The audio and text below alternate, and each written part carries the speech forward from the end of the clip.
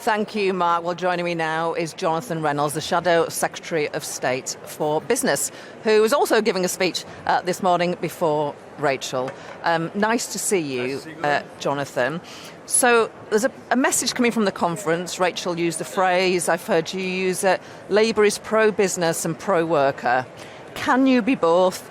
Don't they have competing interests, one to increase profits, the other to get higher wages? I think you can be both, right? And you can be both, because when I go to a factory, whether that's a Nissan factory in Sunderland or Steelworks in Port Talbot, what I get from the management and what I get when I meet the union reps in the workforce is exactly the same thing. They want to know, is there long-term commitment to their industry? Does the government take an interest in what is going on in other countries where investment decisions are going to be made and we're competing against those countries? And fundamentally, there's a whole range of really exciting things happening in this country. And if we do not have a government that wants to create a market, unlock those opportunities, could be hydrogen, could be electric vehicles, could be green steel, we're not going to get those opportunities. And of course, one consequence of the absolute catastrophic set of decisions on Friday and the value of sterling is a lot of British companies are very cheap relative now to American companies who might want to take some of our technology and innovation and take it out of the UK. So you can be both. It's about the long-term commitment. It doesn't gloss over the fact, of course, I want workers to earn good wages, and of course I want companies to make a profit, and you've got to reconcile exactly where that line is. But fundamentally, what these people need is exactly what we're offering. And workers are, low-paid workers, people on medium incomes are struggling at the moment.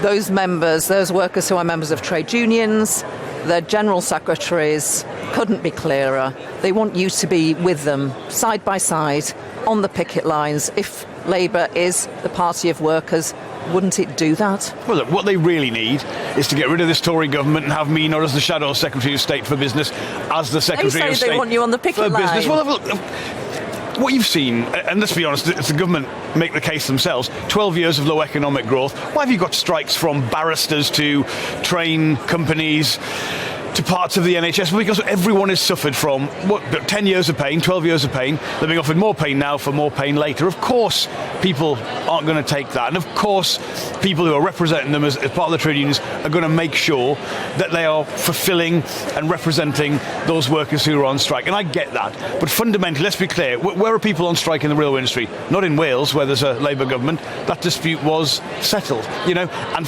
one of the things we have to get across is you would not be having this wave of industrial action under a Labour government, because we'd run the economy better, but also we'd be willing to intervene, get people around a table and solve these disputes where they exist.